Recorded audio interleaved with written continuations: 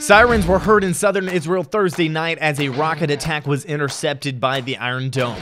While walking down the street in Kiryat Arba last week, an Israeli girl was shot in the head. 2 smuggling attempts were thwarted by the IDF in the last week, and the new British Prime Minister, Rishi Sunak, has decided not to move the British embassy to Jerusalem. I'm Justin, and this is the Israel Guys.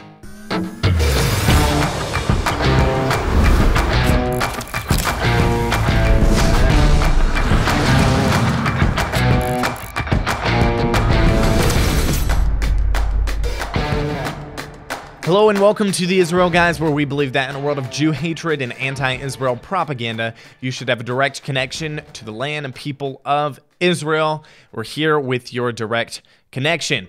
Make sure to like this video, also subscribe to our channel, and hit the notification bell so that you never miss any of the episodes of the Israel Guys that we're bringing to you 3 times a week. Guys, if you want to come volunteer with us this winter, there's still an opportunity. Our pruning trips start on January 25th of 2023. We have 2 options for this pruning season, a 2-week trip and an 8-week trip.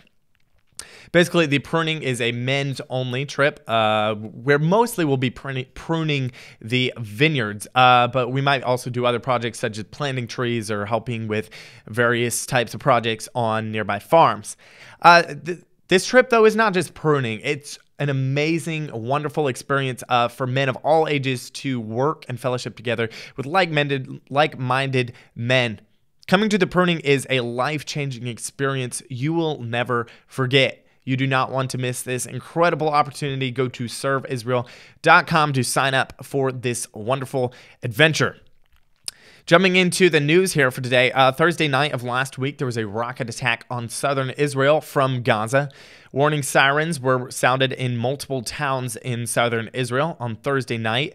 The sirens were reported to go off in the towns of Nirim, Ein HaShlosha, and Kisufim. All these are towns close to the Gaza border. The rocket that was fired was thankfully intercepted by the Iron Dome, and the debris fell into a nearby open field there, so no one was injured. Thank God. Also, 3 of the rockets were fired, but they did not make it out of Gaza and landed inside Gaza. The IDF thinks that this attack could be in response to the elimination of an Islamic jihadist terrorist who was taken out earlier on that same day on Thursday. His name was Farouk Salameh, and he was the one who carried out the May 15th terror attack that left police officer Noam Raz dead. What's really interesting about these rocket attacks, though, is that on Sunday, just yesterday, Hamas actually arrested the people who fired these rockets.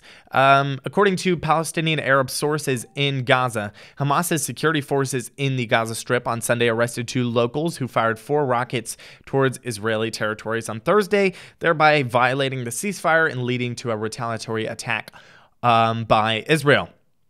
According to these reports, the 2 Palestinian Arabs who were arrested are not directly connected with Hamas, obviously.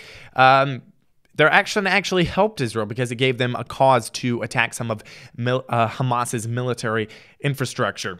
The two guys who shot off the rockets are reportedly residents of Beit Hanun, which is in the northern part of the Gaza Strip, and they're part of the extremist Salafi sect of Islam. Hamas said that they will act against anyone who breaks the ceasefire with Israel.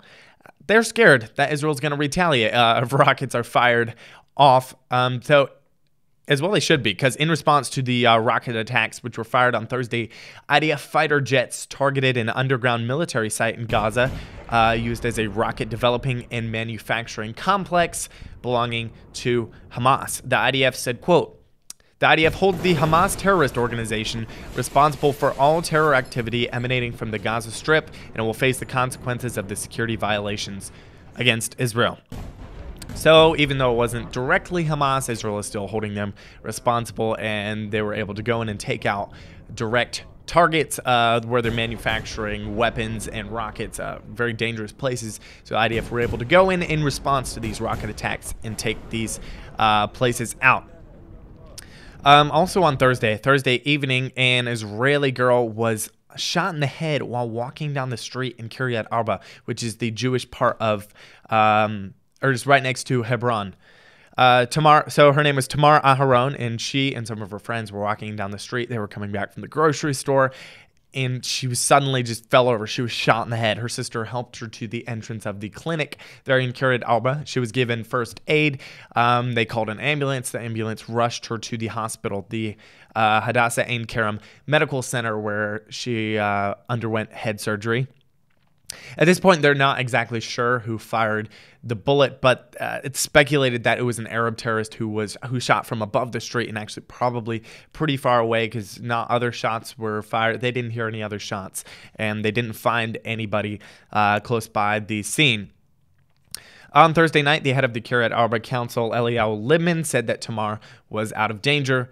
Thankfully, she was recovering. And then just yesterday, her family announced that she was released from intensive care. Seems like a miracle here. She was shot in the head, and already she's being released from intensive care. The family said, quote, "Our dear daughter Tamar was let out of intensive care and was transferred to the pediatric department. First and foremost, we wish to thank God, who made a miracle and has done kindness to us and the whole nation of Israel by keeping Tamar alive, whole, and healthy." They also said, "We would like to take this opportunity to also thank the whole nation of Israel, who kept us strong with their prayers." People of Israel were praying for this young girl, Tamar. We were all praying for her recovery. God heard the prayers, and thank God Tamar communicates with her surroundings, and we hope that she will leave the hospital on her own feet very soon. We also want to thank the workers at the Mehudet Health Clinic, who were at the scene of the incident and attended to Tamar immediately, quickly, and professionally, which saved her life. Thank God this girl is okay. It's complete miracle. She was shot in the head, and already she is on the road to full recovery, but continue to pray that she will recover, that there will be no long-term effects, no lasting side effects from this terrorist attack. Moving on, there have been several smuggling attempts in the last few days. From Egypt, actually. On Saturday, the IDF thwarted an attempt to smuggle around 31 kilograms of drugs from Egypt into Israel. The drugs that they captured were estimated to be worth 1.2 million shekels. And then yesterday, they stopped another smuggling attempt and captured drugs worth 640,000 shekels. IDF are on their toes, doing their job, protecting the nation of Israel, keeping smugglers out. So the new British Prime Minister, his name is Rishi Sunak. There was a lot of talk of, is he going to be pro-Israel, is he not? And he's actually made some pretty strong statements. He said Jerusalem is the eternal capital of Israel, and he's come out with very strong pro-Israel statements. But he recently decided that he will not move the British embassy to Jerusalem, which is very disappointing. Downing Street confirmed that former Prime Minister Liz Truss's plans to move the British embassy in Israel to Jerusalem have been abandoned by Prime Minister Rishi Sunak. Asked whether the UK government was still considering a move, a number 10 spokesperson said, "It has been looked at. There are no plans to move the British embassy."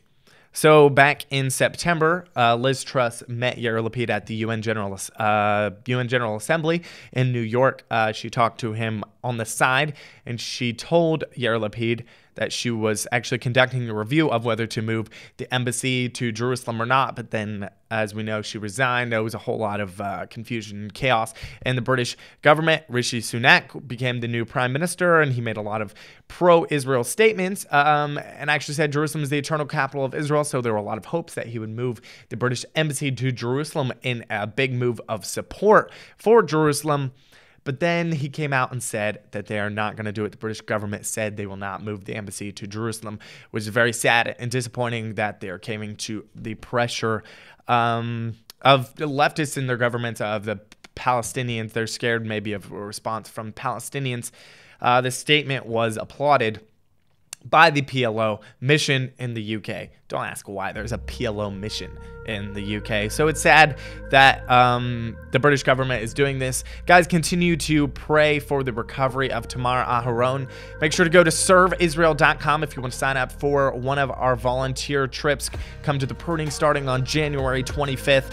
Let us know what you think in the comments below. Tune out the fake news and tune into what is actually happening in the land of Israel.